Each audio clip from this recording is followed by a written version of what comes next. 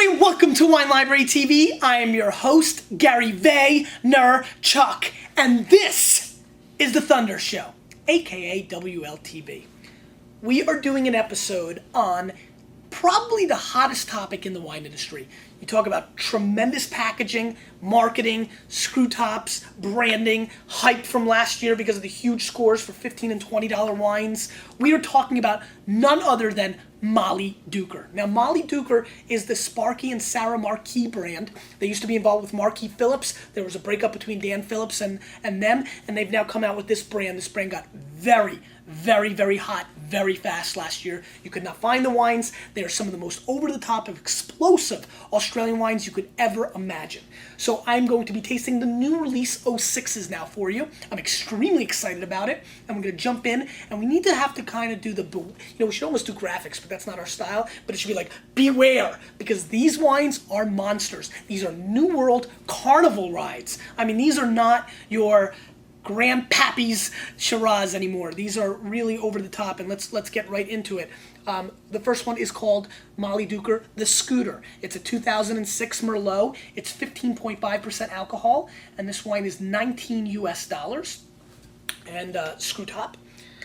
So first of all, I want to apologize for not being here yesterday. I was devastated. I don't know if you were following my Twitter, but I got caught up and with the storms. I tried to take the red eye home for Tuesday for my speaking engagements in Napa just to be here Wednesday for you guys, and I'm dead serious. Had all my work done. I'm good, like a good student. But the weather had different thoughts, so I missed out on that, so I apologize and really missed you guys. And with no episode on Monday, I feel like I'm really slacking. It's only my second this week, where most video casters only do it once a week, so maybe I shouldn't feel that bad. Should I? Anyway, let's get into the wine. Really nice color for a Merlot. Definitely no issues with that. Let's give it a little sniffy sniff.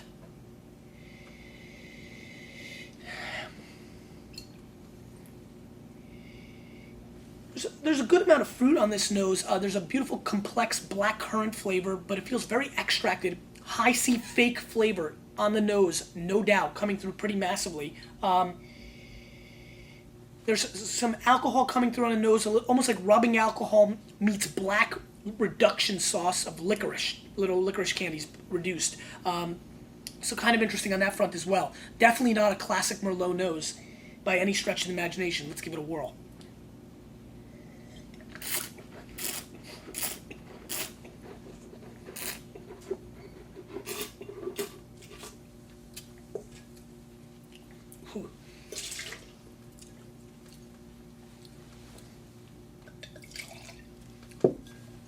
So right off the top, you can taste an enormous amount of alcohol coming at you, shooting at you. I mean, this is like, really, this reminds me a lot more of the beverages that the girlies would drink in college with cheap vodka and some sort of juice around it. That's what this tastes like. The alcohol is coming through convincingly on this wine. There is really a lack of balance. There's some sour cherry flavors coming on that are kind of okay, but my mouth is on fire right now. My entire palate and even my chest, I feel like when I'm sick, when my mom would put we're old school Russian, so we didn't have Vicks Vapor Rub. We didn't spend money on that. It was straight up, vodka and just put over here. Sometimes grandma would tell me to pee on myself, crazy stuff. Old school grandmas from Russia. They're a trip. Actually, I should put my grandma on this show. Ratings will explode if you can understand her. Anyway, I'm not feeling this wine at all, given the pedigree and given the fact, let me preface everything that I'm about to say, that Sarah and Sparky Marquis are not only phenomenal winemakers, but I've had some wonderful time hanging out with them in the past. Great peeps. We were playing bullshit at 3 o'clock in the morning, cards in Australia once. So great people. But I've got to be honest with you, I'm extremely disappointed in this effort. And, and I'm really disappointed. I'm going to go 82 points on this wine. I just don't see that this wine is almost even drinkable, and for 19 bones, definitely not exciting. And once again, you can buy a big bottle of pop-off and some juice for $12 total, $12.87 if I know my grocery stores, and get 2.5 times what's in there. So let's move on. These packages are amazing, great labels.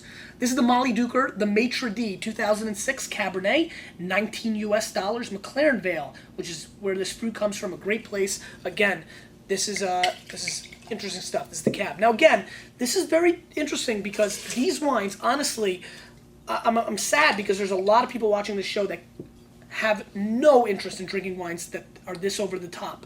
But there's also the nerds now that are bashing these Australian fruit bombs, and there is a time and place for these wines, especially when they show balance.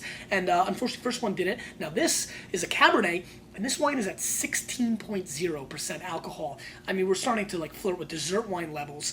And given the fact that they have some room by law to wiggle with the exact alcohol content, I wouldn't be so surprised if this is even higher. Really gorgeous color. Once again, for all the Vaniacs that don't watch anymore, we miss you. Come back. Let's give this a whirl. Once again, an enormity of fruit on the nose. I like the, this one has almost like a black currant flavor going on. There's a little bark action going on, which I like. Dark, smoky fruit is what I want to call it. Really over the top. Yeah, alcohol's coming through again. Let's give it a whirl.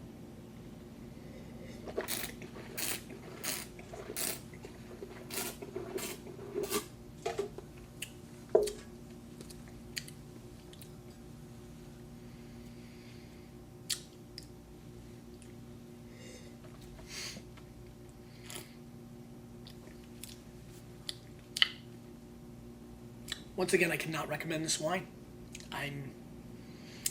As powerful and as extracted and as overtopped the fruit is, the alcohol is absolutely ripping this wine apart. It's off balanced again. Once again, I do not feel a wine component on my flavor, on my palate as I'm finished with this wine. What I'm tasting now is purely alcoholic. I really feel like I did a shot of a nice bourbon or a vodka or a gin. I mean, I just don't feel like I just consumed a nice, beautiful Cabernet. I'm going to give this wine a pass. I'm going to score this wine 78 points. I mean, this wine's even worse in my opinion. At least the Merlot, I mean, this really doesn't taste like wine on the finish. I just believed, I think there's a fine line with these fruit bombs. I'm a huge fan of them. I do not want to be I'm not one of these, guys who's like, these are not classic wines and wines aren't supposed to taste like that and blah, blah, blah, blah. I'm not that guy. As you know, as a matter of fact, I'm more of this guy. See, I can't even take off my button because I'm so distracted. I mean, I think this wine passed the line of having quality fruit not being overshadowed by the alcohol. Simple as that. I mean, it's that simple. This wine is just not balanced and something there's no way I can recommend. I'm really, really upset. Let's move on. We're talking about wines that get big scores from the main press. Mollydooker 2006, 2 Left Feet. This wine is a blend of 68% Shiraz and 17% Merlot. This wine is also 16% alcohol content, also coming in at $19 US. Let's give it a whirl. But first, a sniffy sniff. And if you don't know what this whole sniffy sniff thing is going on, is go up there, go to the network, and check out the forum. Get involved. Be a friend. As a matter of fact, introduce yourself. Link it up. Introduction down there. Let's give this a smell. I mean a sniffy sniff. Okay, this one's a little bit better. This actually has a beautiful cotton candy nose, which I'm really intrigued by. So already we're off to a much better start. This is beautiful cotton candy mixed in with an almost classic raspberry tart flavor. This I like. This is definitely over the top. Fruit bomb way over the rainbow. I mean, Dorothy's king, you can find her. But I like it. There's a lot more balance with the fruit on the nose. Hopefully it'll come through on the palate as well. Let's give this a whirl.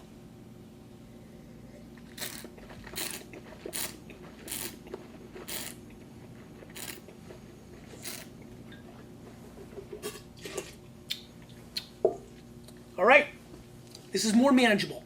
There's a lot of alcohol, but clearly the fruit and the complexity and the structure of this wine are able to keep this a lot more together. These wines are very young. Do I feel the fruit here will kind of balance with the alcohol in the last two wines? I don't know. I'm not so sure. I almost feel like no. Here, I'm getting far less alcohol. I'm not Puff the Magic Dragon. Nope, no fire flames like the last two. I should have done that. It would have been amazing, amazing special effects.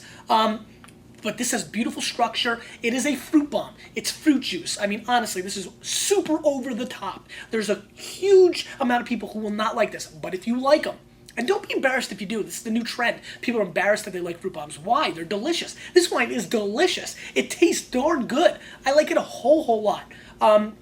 It does lack a little finesse, and it is really a one-trick pony. It's really like, Dave Kingman. It really is like, Ken Phelps. It's home run or strikeout.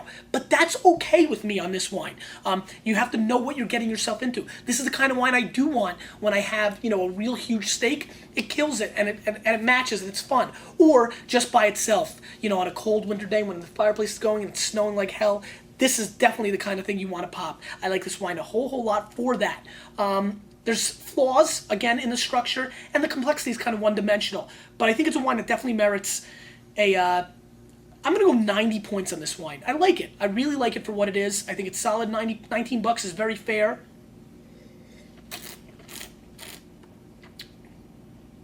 And I think all in all, it's a really solid thing. Yeah, this is good. I like it. If you know what you're getting yourself into, it's like a blonde, a party blonde, a fun girl. It's fun. It's a fun wine. What else? Big show tomorrow. We got the request, right? Tomorrow's Friday, right? I'm all for a loop.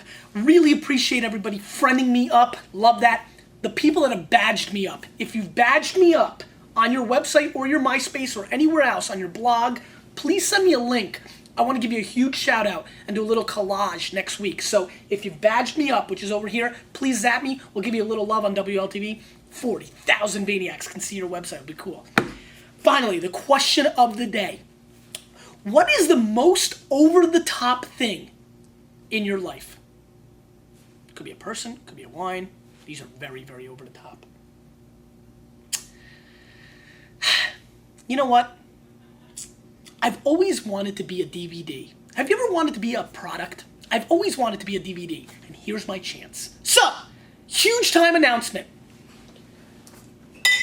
There are premium Mollydookers in the marketplace. The Blue-Eyed Boy and the Giggle Pot. And I am going to taste them right now.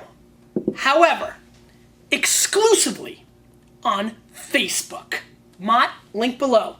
Now, before you get crazy, and I know you're pissed right now, some of you, I'm a wild guy. Sometimes I just want to roll the dice. I want to have fun. We got to mix it up. Can I have fun? Please, I've been doing this, and I gave you a show, but now you're going to get bonus coverage if you're into it. I know the CKCs are happy, but I'm not just playing to them. I've got plenty of 40, 50, and 60-year-old friends on Facebook. So, go down below, sign up for an account, friend me up, and watch the rest of this show. Not the rest of the show, because the show's done. I don't want to get tricked, but bonus coverage starts now. You know why? Because you, with a little bit of me, we're changing the wine world. We're even changing the Wine Library TV world now. I'll see you on Facebook in a few minutes. And if you're mad at me, email me. We'll talk it out. I promise you, I'm not trying to hurt anybody's feeling. All right, on to the next show.